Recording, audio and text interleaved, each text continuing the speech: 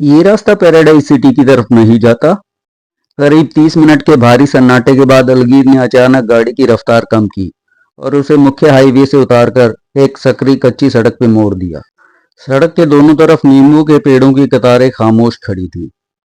कोई बात नहीं, बस चुपचाप बैठी रहो, अलगीर ने रूखेपन से कहा और एक्सीलेटर पे दबाव बढ़ा दिया।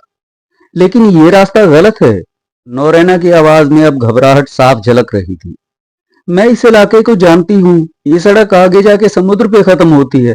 आपने गलत मोड़ ले लिया है मिस्टर टेबल। समुद्र में क्या बुराई है? अलगीर ने सामने सड़क को घूरते हुए पूछा। उसकी हिम्मत नहीं हो रही थी कि वो उस लड़की की तरफ देखे जिसकी हत्या करने के लिए वो उसे इस सुनसान जगह पे ले जा रहा था। पिछले एक हफ्ते से वो इस इलाके की खाक छान रहा था। उसे एक ऐसी जगह चाहिए थी जहां वो इस लड़की को खामोश कर सके और उसके वजूद को हमेशा के लिए दफन कर सके। उसने इसी वक्त 5 दिनों तक यहाँ रेकी की थी। हफ्ते के इन दिनों में यहाँ कोई नहीं आता था। ये जगह सिर्फ रविवार की पिकनिक के लिए थी। बाकी दिन यहाँ सिर्फ सन्नाटा और रेत का राज होता था। मुझे मम्मी के पास पहुंचना है मिस्टर टेबल, नौरैना ने कांपती हुई आवाज में विनती की। हम यहाँ वक्त बर्बाद कर रहे हैं, प्लीज गाड़ी रोकिए और वापस मुड़िए। तुम्हें क्यों लगता है कि तुम उन्हें इस हालत में देख पाओगी?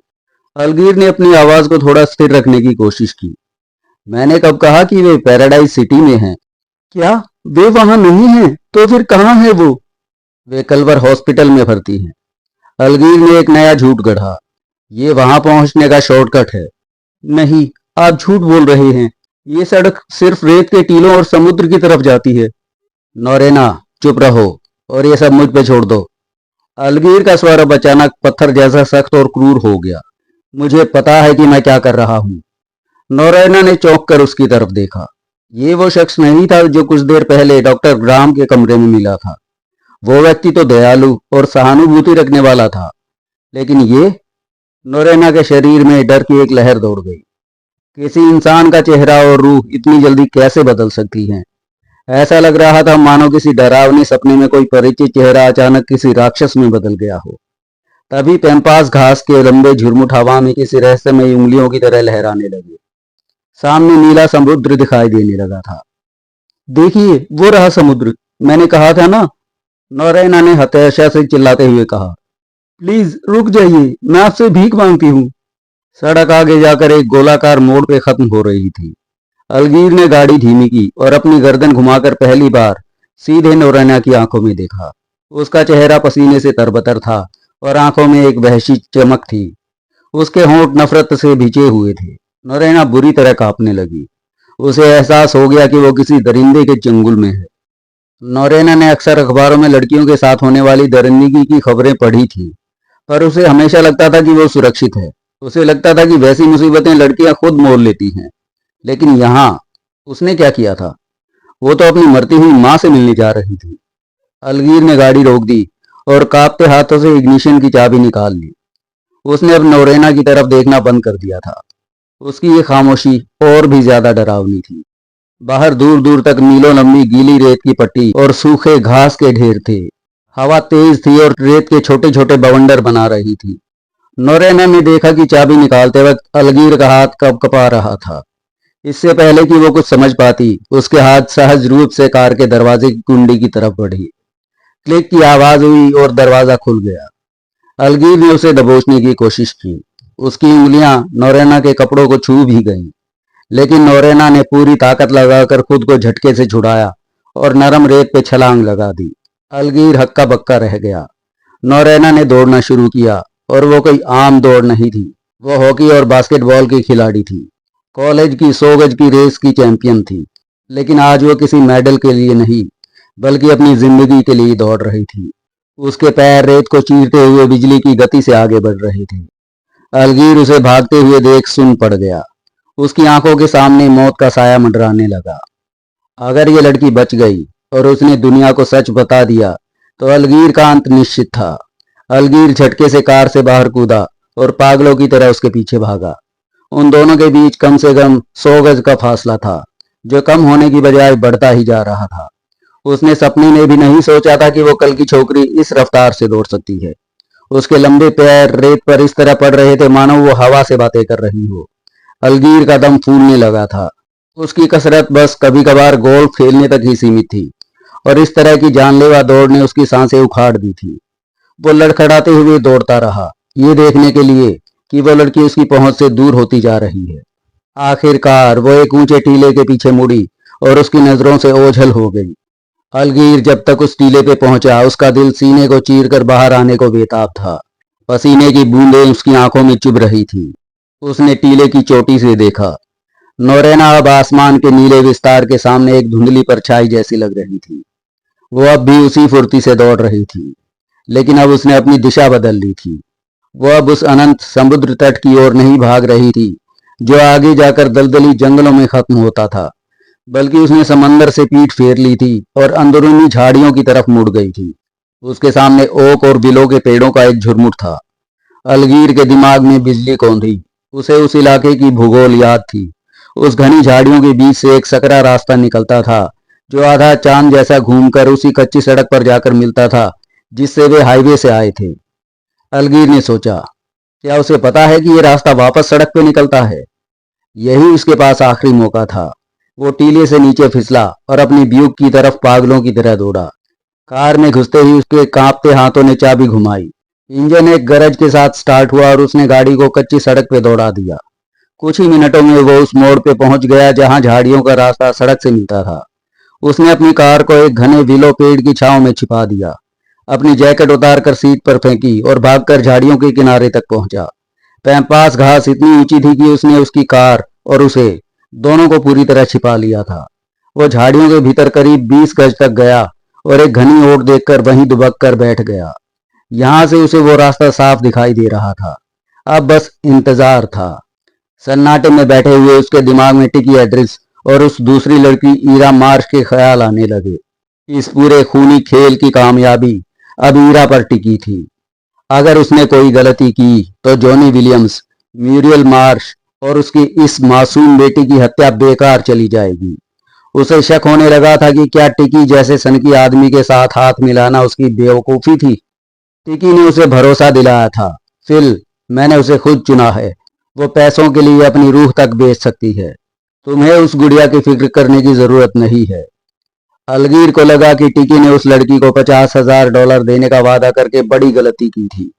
वो सोच रहा था, इतना बड़ा मुनाफा क्यों लुटाना? वो लड़की तो 10,000 में भी मान जाती। तब टिकी ने वो डरावनी मुस्कान बिखेरी थी जो अलगीर की रूह कपा गई थी। पैसे? किसने कहा कि उसे कोई पैसा मिलेगा? शांत रहो फिलाडेल्फिया के बाबू। 3 लाशें पहले ही गिर चुकी हैं, एक और सही, क्या फर्क पड़ता है? अलगीर ने अपने माथे का पसीना पोंछा। उसे टिकी पर रत्ती भर भी भरोसा नहीं था। टिकी के दिमाग का कोई पेंच ढीला था। वो बदला लेने के जुनून में अंधा हो चुका था। उसने अलगीर को बताया था कि ला कोक्विल में वेटर की नौकरी करते हुए उसने सालों तक अमीर ग्राहकों की नफरत झेली है और अब वो उन सब से अपना हिसाब बराबर करना चाहता था। अलगीर को डर था कि कहीं अगली बारी उसकी ही ना हो।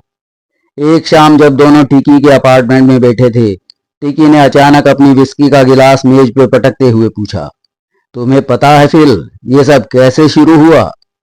अलगीर को याद आया, वो गुरुवार की रात थी, टिकी की छुट्टी का दिन। टिकी उस वक्त नशे में पूरी तरह डूब चुका था।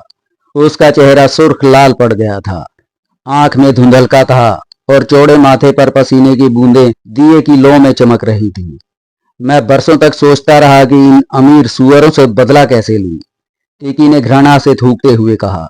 उनसे हिसाब बराबर करने के लिए मुझे उनके बराबर दौलत चाहिए थी, बल्कि उनसे कहीं ज्यादा। लेकिन मुझ जैसे बदसूरत बौने के पास क्या रास्ता था आखिर? उन रईसों के बीच में महज एक खिलौना था, एक मस्खरा जिसे वे अपने घटिया मजाकों के लिए इस्तेमाल करते थे। फिर एक रात मैं मिसेज फॉरेस्टर के घर गया और मेरी दुनिया बदल गई। अब मैं अकेला नहीं हूं पिल, अब मेरे साथ एक शख्स है जो मुझसे कहीं ज्यादा बुद्धिमान और शातिर है।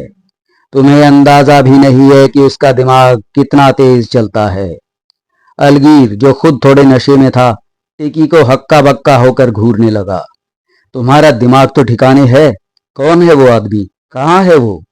टिकी ने एक रहस्यमयी और चालाकी भरी मुस्कान बिखेरी। उसने अपने गाल फुलाए और अपने नन्हे हाथों से चेहरे पे हवा की। मैं नहीं जानता वो कौन है, मैंने उसे कभी देखा भी नहीं, लेकिन मैं उसकी आवाज साफ साफ सुनता हूँ।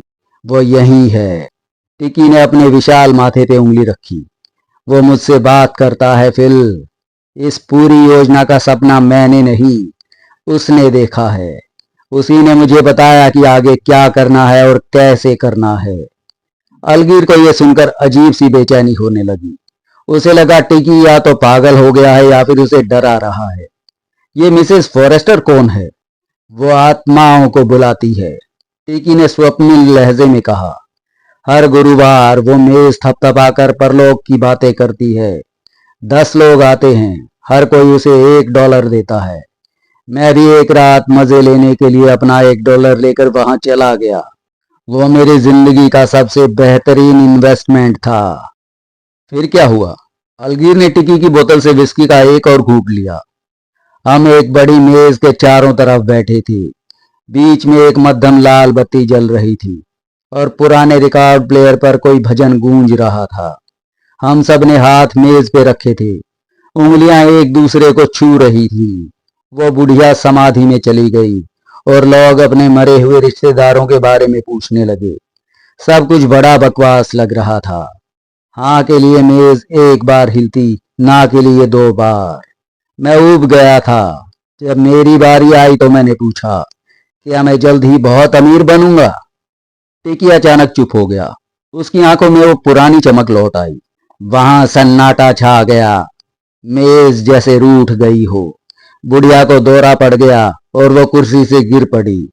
लोग उसे उठाने के लिए दौड़ पड़े, पर मैं तंग आकर अपना कोट उठाने हॉल में चला गया। वहीं मुझे वो आवाज साफ सुनाई दी, बिल्कुल साफ, जैसे तुम मुझे सुन रहे हो।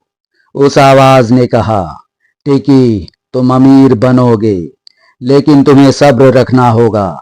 इसमें सालों लगेंगे, पर तुम कामयाब जरूर होगे। हॉल में कोई नहीं था फिल, सिर्फ सन्नाटा था। घर पहुंचने पे उसने फिर मुझसे बात की और तब मुझे यकीन हो गया कि वो आवाज असली है।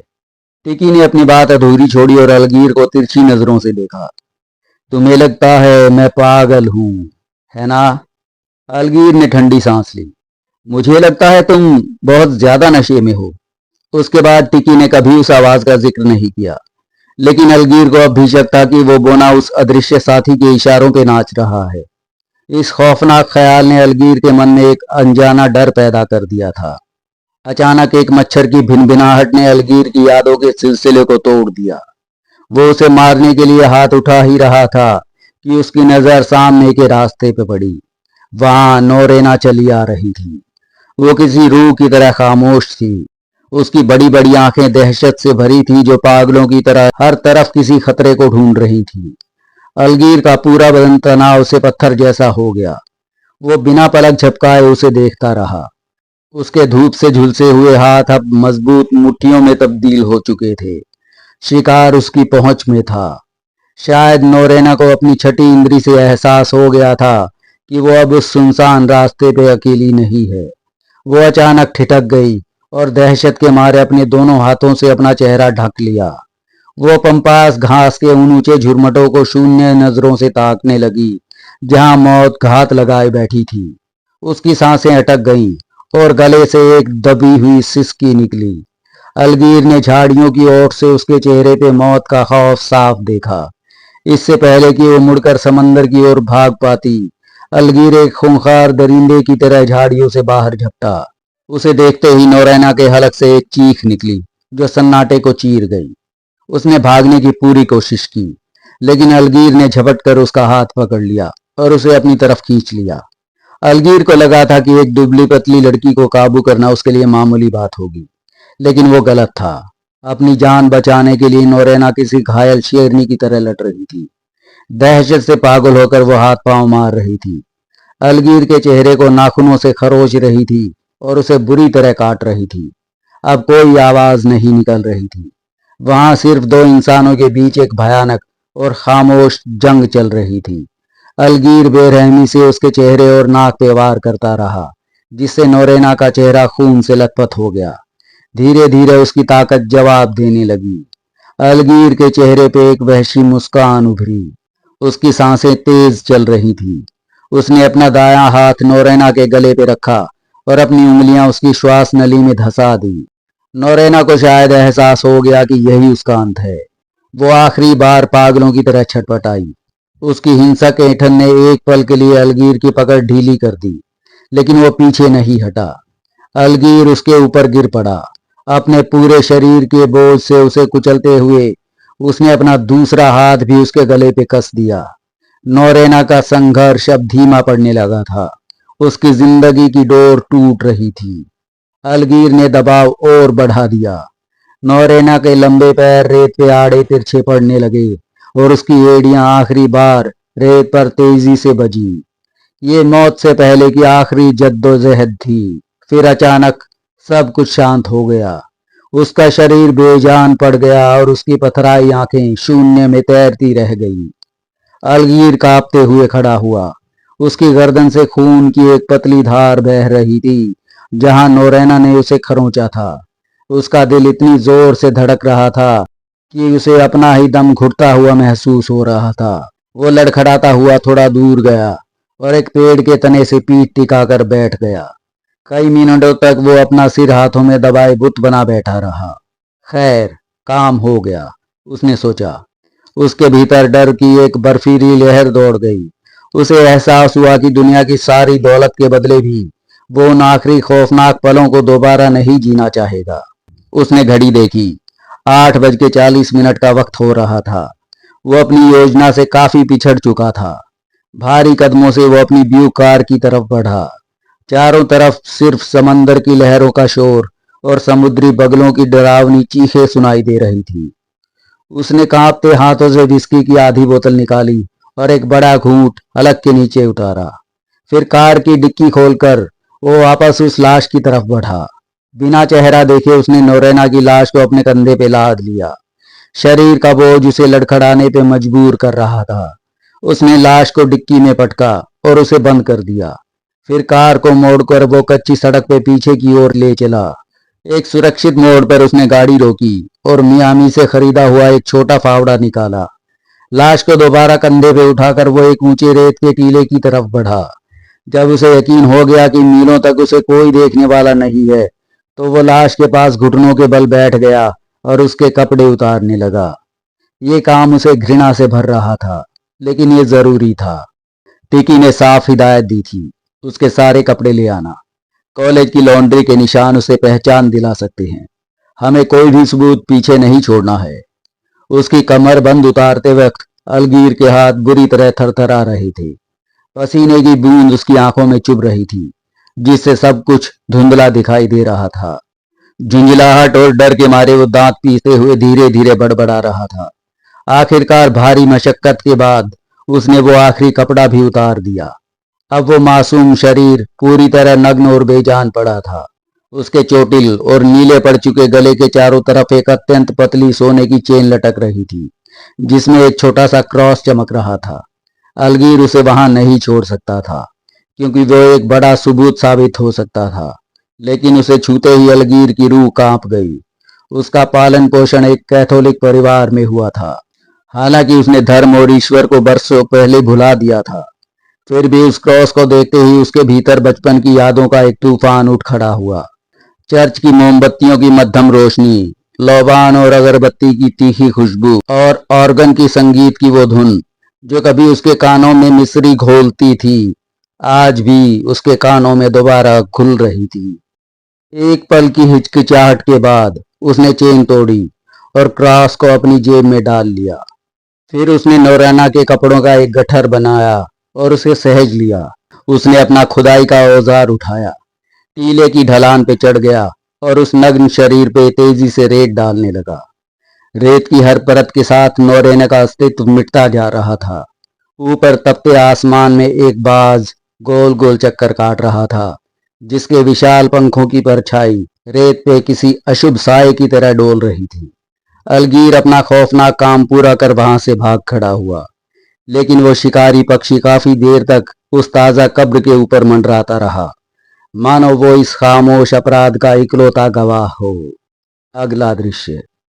सुबह 9:45 का वक्त था। फ्रेड हेस पुलिस मुख्यालय के उस गलियारे से होते हुए कैप्टन टेरेल के दफ्तर की तरफ बढ़ा।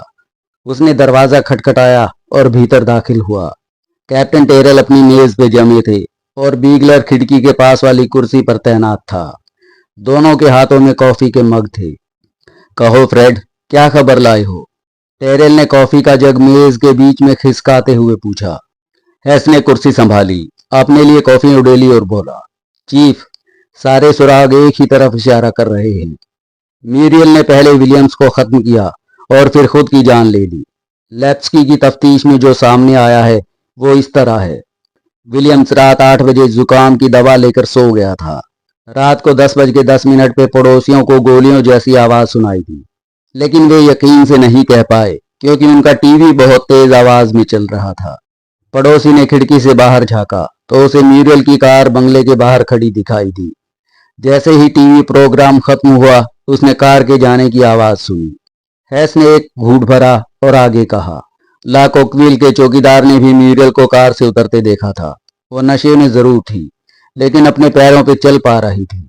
वो करीब 11 बजे रेस्टोरेंट पहुंची, जो कि विलियम्स के घर से वहां तक की ड्राइविंग का सही वक्त है। जिस इंजेक्शन से उसकी मौत हुई उस पर म्यूरियल के फिंगरप्रिंट्स मिले हैं। ऐसा कोई सबूत नहीं है जो हत्या और आत्महत्या की इस थ्योरी को गलत साबित करे। टेरेल ने सहमति में सिर हिलाया। लिखावट के बारे में एक्सपर्ट का क्या कहना है? लिखावट बिल्कुल मेल खाती है चीफ। बंदूक भी म्यूरियल की ही थी, जिसका लाइसेंस उसने 3 साल पहले न्यूयॉर्क में लिया था। विलियम्स उसे धोखा दे रहा था। वो मिसेस वैन वाइल्डन नाम की एक अमीर बुढ़िया के साथ वेस्ट इंडीज भागने की तैयारी में था। मैंने उस औरत से बात की। वो विलियम्स की मौत पर फूट फूट कर रो रही थी। हैस ने तिरस्कार से कहा। विलियम्स उस बुढ़िया की संपत्ति संभालने वाला था। खैर, पड़ोसियों के मुताबिक म्यूरियल और विलियम्स में अक्सर झगड़े होते थे। लगता है ये उनकी आखिरी लड़ाई थी। टेरेल ने कॉफी खत्म की। पोस्टमार्टम रिपोर्ट भी हेरोइन के ओवरडोज की पुष्टि करती है। ठीक है, मामला बिल्कुल साफ है। फाइल बंद की जा सकती है। उसका पति? बीगलर ने पूछा। क्या हमें उसे ढूंढना चाहिए? टेरेल ने अपना जबड़ा खुजलाया। पूछताछ के लिए उसकी और उसकी बेटी की जरूरत तो पड़ेगी ही। ताज्जुब है कि रिपोर्टर हैमिल्टन आज सुबह यहां नहीं दिखा। हैस मुस्कुराया। ब्राउनिंग ने उसे संभाल लिया है। मुफ्त के खाने के लालच में उसने खबर को पिछले पन्ने के एक कोने में दबा दिया है। बेटी के लिए अच्छा है, टेरेल ने कहा। बीगलर, जरा फोन में डेवन का नाम ढूंढो। बीगलर ने शेल्फ से टेलीफोन डायरेक्टरी उठाई और पन्ने पलटने लगा। ये रहा, Melville Devon, 1455 hill side crescent. क्या मैं घर पे फोन करूं? करो। बीगलर ने नंबर मिलाया। दूसरी तरफ से एक महिला की आवाज आई। बीगलर ने पुलिस की तरफ से परिचय दिया और मेलविल के बारे में पूछा। वे इस वक्त घर पे नहीं हैं। आप उन्हें बैंक में पा सकते हैं, फ्लोरिडा सेफ डिपॉजिट बैंक, महिला ने बताया। बीगलर ने फोन रख दिया और टेरेल को जानकारी दी। टेरेल की आंखों में चमक आई। अरे, मैं तो इस आदमी को जानता हूं। मैंने एक बार कंट्री क्लब में उसके साथ गोल्फ खेला है। वो बैंक का उपाध्यक्ष है। काफी रसूखदार आदमी है। अगर हैमिल्टन को यह पता चल गया तो ब्राउनिंग भी उसे खबर छापने से नहीं रोक पाएगा। बैंक के उपाध्यक्ष की पत्नी ने किया मर्डर और सुसाइड। सोचो क्या तमाशा होगा। बीगलर, मैं खुद उससे बात करूंगा। तभी फोन की घंटी बज उठी। बीगलर ने फोन उठाया। चीफ, टिकी एड्रेस लाइन पे है। वो आपसे बात करना चाहता है। टेरेल ने भौहें चढ़ाई। उसे क्या चाहिए? उसने रिसीवर थाम लिया। ओके चार्ली, लाइन जोड़ो। एड्रेस की तीखी आवाज सुनाई दी। Captain Terrell? हाँ एड्रेस, कहो। कैप्टन, मामला नोरेना डेवन का है। मैंने स्कूल में फोन किया था। डॉक्टर ग्राहम ने उसे खबर दे दी है और वो घर के लिए निकल चुकी है। वो बहुत परेशान है। दिक्कत यह है कि अपार्टमेंट में बिल्कुल पैसे नहीं हैं। मैं उसकी मदद करना चाहता हूं, पर मैं उसके पिता से सलाह लेना जरूरी समझता हूं। क्या वे इसकी जिम्मेदारी लेंगे? मैं बस कोई गलती नहीं करना चाहता। टेरेल चुपचाप सुनता रहा और अपनी उंगलियों से मेज थपथपाने लगा। उसे एड्रेस के बाद में एक हमदर्द दोस्त की आवाज सुनाई दे रही थी, पर वो ये नहीं जानता था कि एड्रेस इस वक्त अपनी बिछाई हुई बिसात का अगला मोहरा चल रहा है। कैप्टन टेरेल ने कुछ पल सोचने के बाद कहा, सुनो एड्रेस, मैंने उसके पिता को ढूंढ लिया है और मैं अभी उनसे बात करने जा रहा हूं। देखो, उस बच्ची और डेवन परिवार की साख के लिए बेहतर यही होगा कि इस पूरे मामले की जितनी कम चर्चा हो उतना ही अच्छा है। अगर तुम वाकई उनकी मदद करना चाहते हो तो मेरे पास एक रास्ता है। मैं कॉरोनर से बात करूंगा। तुम बस शव की शिनाख्त मीरियल मार्श के तौर पे कर देना और विलियम्स के साथ उसके संबंधों की पुष्टि कर देना। अगर हम इसे एक गुमनाम वेश्या और उसके प्रेमी के बीच का मामला बना सकें तो कॉरोनर नोरेना और उसके पिता का नाम इस खिचड़ी से बाहर रखने पर राजी हो जाएगा। अब ये तुम पे निर्भर है। एड्रेस ने बड़ी मासूमियत का स्वांग रचते हुए जवाब दिया। कैप्टन, आप मुझ पे आंख मूंद कर भरोसा कर सकते हैं। मैं उस बच्ची को किसी भी तरह की बदनामी से बचाने के लिए कुछ भी करूंगा। मेरा मकसद भी वही है जो आपका है। ठीक है। टेरल ने अपनी नोटबुक में एड्रेस का नंबर सिकोम्बे 556 दर्ज करते हुए कहा। मैं डेवन और कॉर्नर से बात करके तुम्हें इतला देता हूं। फोन रखकर टेरल ने बीगलर और हेस को अपने अपने काम पर जाने का इशारा किया और खुद इस गुत्थी को सुलझाने में जुट गया। उनके जाने के बाद टेरल ने कॉर्नर एलेक ब्रेवर को फोन लगाया और पूरी स्थिति समझाई। Mail Devon? ब्रेवर की आवाज में गहरा अचरज और हिचकिचाहट थी। फ्रैंक, वो मेरा पुराना दोस्त है। मैंने कभी सपने में भी नहीं सोचा था कि उसका नाम ऐसी किसी घटना से जुड़ेगा। क्या तुम्हें यकीन है कि ये वही आदमी है? नाम तो वही है एलेक, टेरल ने कहा, पर मैंने अभी तक उससे सीधा सामना नहीं किया है। मुमकिन है कि मैं गलत हूं। बेहतर होगा कि तुम खुद जाकर तफ्तीश करो फ्रैंक, लेकिन जरा संभल के। मेल इस शहर की बहुत बड़ी हस्ती है। कोई भी गलत कदम भारी पड़ सकता है। फ्लोरिडा सेफ डिपॉजिट बैंक कोई आम बैंक नहीं था। इसकी स्थापना 1948 में उन रईसों के एक समूह ने की थी जो अपनी रिटायरमेंट के बाद पैराडाइज सिटी के आलीशान विला में बस गए थे। उन्हें एक ऐसी अभेद्य और सुरक्षित जगह चाहिए थी जहां वे अपने बॉन्ड्स, जुए के लिए रखी नकदी, अपनी पत्नियों के बेशकीमती गहने और कीमती फर्श सुरक्षित रख सकें। इस बैंक की कड़ी सुरक्षा व्यवस्था का ही नतीजा था कि पैराडाइज सिटी, जो कभी अपराधों के लिए जानी जाती थी, अब पूरे फ्लोरिडा तट पर सबसे सुरक्षित और कम अपराधियों वाले शहर के रूप में उभरी थी।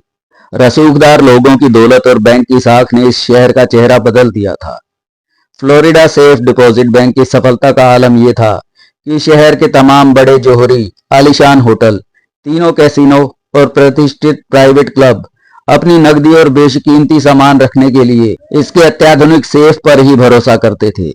बैंक के पास 3 बख्तरबंद ट्रक थे, जिनमें से प्रत्येक की सुरक्षा में 4 पूर्व रेंजर गार्ड मुस्तैद रहते थे।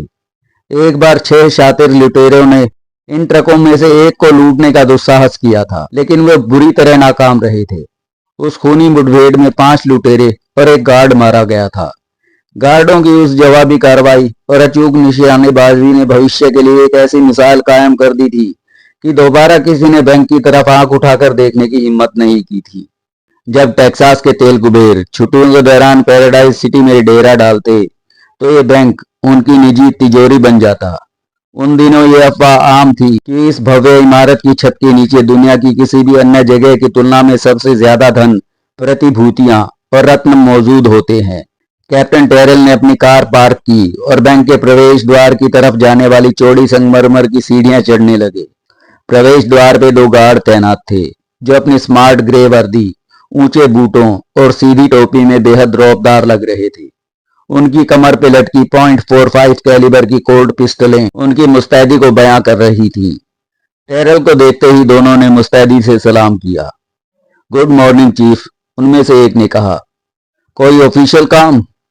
नहीं, टेरल ने संक्षेप में कहा। वो इन दोनों को अच्छी तरह जानता था। एक राइफल क्लब में उसने इनके साथ मुकाबला किया था और वो ये जानता था कि ये दोनों असाधारण निशानेबाज हैं। मुझे मिस्टर डेवन से मिलना है। अंदर जाते ही दाहिनी ओर दूसरी मेज पे संपर्क कीजिए, गार्ड ने रास्ता बताते हुए कहा। टेरल ने सिर हिलाया और बैंक के विशाल स्वागत कक्ष में प्रवेश किया। अंदर का नजारा किसी महल से कम नहीं था। ऊंचे संगमरमर के खंभे, विदेशी शैली के विशाल सजावटी गुलदस्ते और मध्यम रोशनी एक संभ्रांत माहौल बना रही थी। हॉल गोलाकार था और हर खंभे के बीच एक मेज लगी थी जहां बैंक के अधिकारी अपने रसूखदार ग्राहकों के साथ व्यापारिक चर्चाओं में लीन थे। दाहिनी तरफ की दूसरी मेज पे एक दुबला पतला गंजा व्यक्ति बैठा था जिसने गहरे भूरे रंग का ट्रॉपिकल सूट पहना था। उसकी मेज पे महोगनी की एक पट्टिका लगी थी जिस पर सुनहरे अक्षरों में सूचना अर्थात इंफॉर्मेशन लिखा था।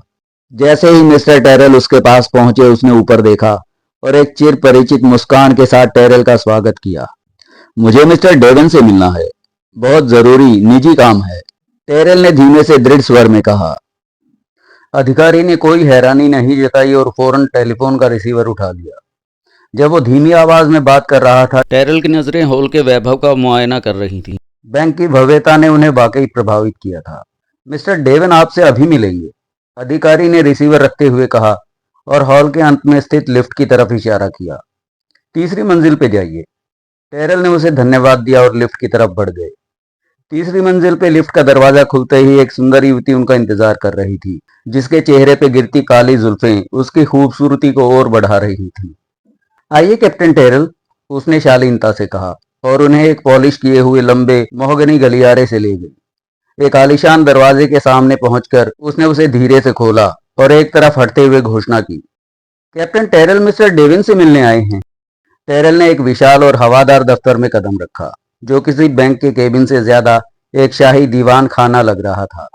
कमरे की साज सज्जा विलासिता और उच्च रुचि का नमूना थी। दीवार पर एक बेशकीमती नक्काशीदार चिमनी के ठीक ऊपर वैन गॉग की एक मौलिक पेंटिंग सजी थी।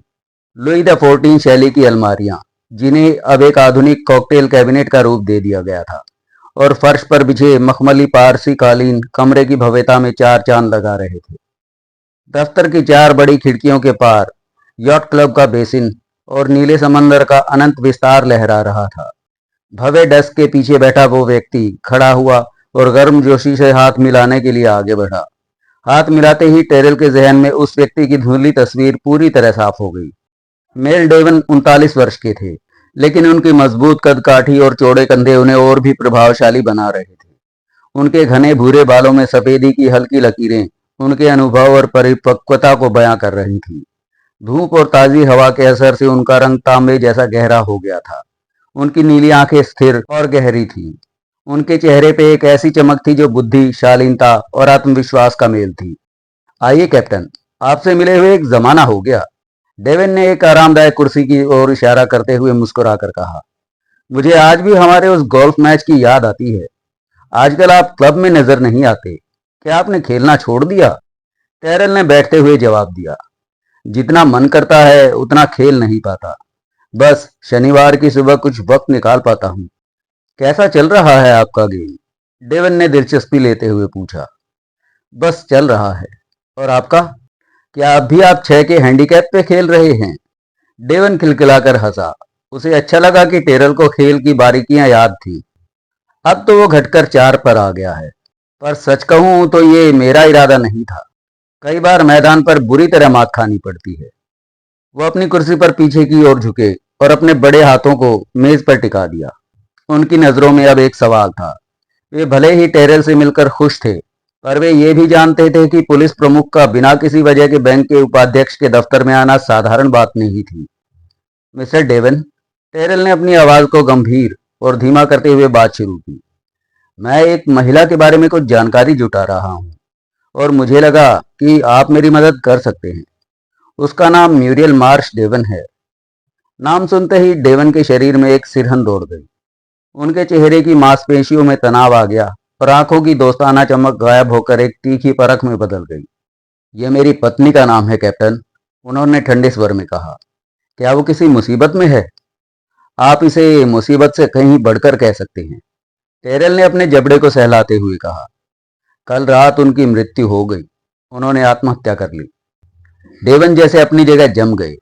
वे बिना पलक झपकाए टेरल को ताकते रहे। टेरल को उस रसूखदार इंसान की बेबसी देखकर एक पल के लिए दया आ गई। हमें अलग हुए करीब 15 साल हो गए हैं, डेवन ने आखिरकार एक भारी आवाज में कहा। हमारी शादी बहुत कम उम्र में हुई थी। मैं तब महज 19 साल का था। वो रिश्ता मुश्किल से 2 ही साल टिक पाया। आत्महत्या? ये सुनकर वाकई बहुत दुख हुआ। क्या क्या आपको यकीन है कि वो मीरियल ही है? उनकी एक बेटी है, नोरेना, टेरल ने पुख्ता सबूत पेश किया।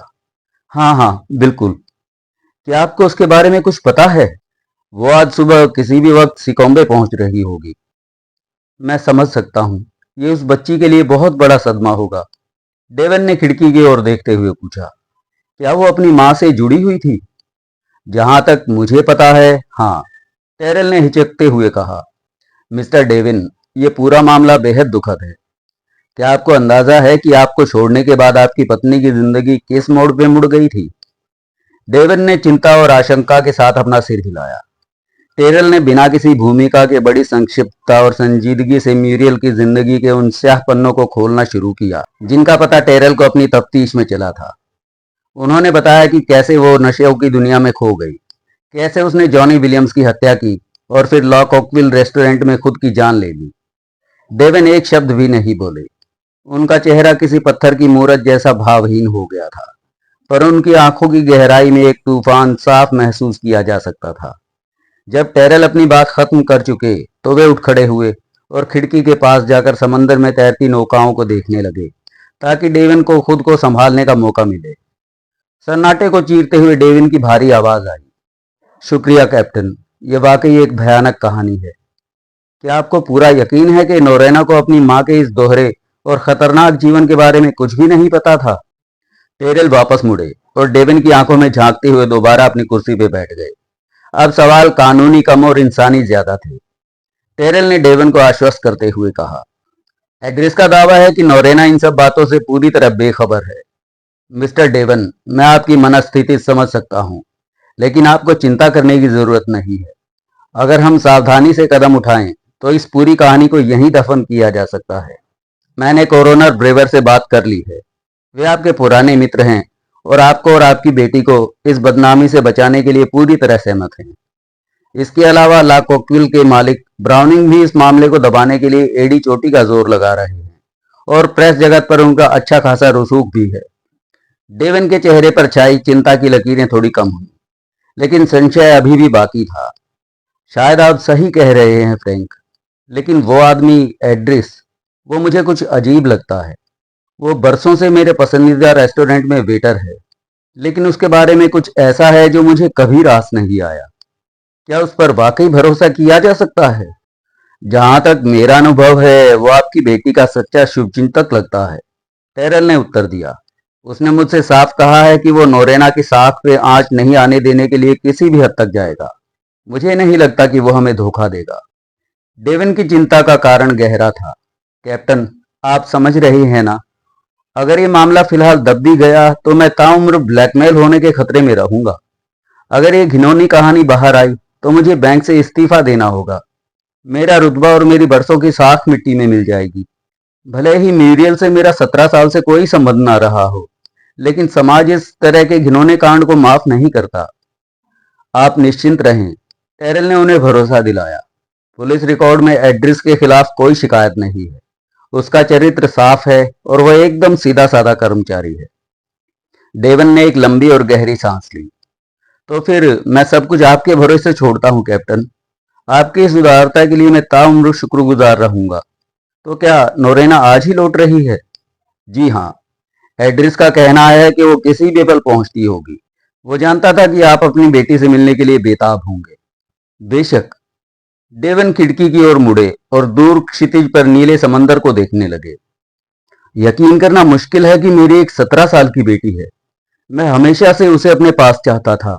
म्यूरियल ने उसे मुझसे छीनकर मेरे साथ बड़ी क्रूरता की थी। मैंने उसे इस बात के लिए कभी माफ नहीं किया। सालों तक मैंने पागलों की तरह उसे ढूंढा, लेकिन म्यूरियल ने उसे जैसे दुनिया की नजरों से ओझल कर दिया था। 5 साल की नाकाम कोशिशों के बाद मैंने हार मान ली थी और उसे अपनी यादों से जबरन निकालने की कोशिश की। उन्होंने मेज पे हाथ टिकाते हुए माथे पे शिकन डाली। उसे बड़ा होते देखना एक अलग ही एहसास होता, पर अब मेरे सामने एक जवान लड़की होगी जिसके अपने विचार होंगे, अपनी जीवन शैली होगी, जिसके बारे में मुझे कुछ भी नहीं पता। उन्होंने टेरल की ओर देखा, जो अब जाने के लिए खड़े हो गए थे। कैप्टन, क्या आप उसके बारे में कुछ और जानते हैं? वही जो मैंने आपको बताया, टेरल ने कहा और अपने बटुए से वो तस्वीर निकाली जो एड्रिस ने बड़ी चालाकी से म्यूरियल के कमरे में प्लांट की थी। ये तस्वीर असल में ईरा मार्श की थी, पर डेविन इससे अनजान थे। उन्होंने वो फोटो डेविन के सामने मेज पे रख दी। ये आपकी बेटी है। आपको बधाई मिस्टर डेविन, वो वाकई बहुत खूबसूरत है। मुझे लगता है कि आपका लंबा इंतजार सफल रहा। डेवन उस तस्वीर को अपलक देखते रह गए।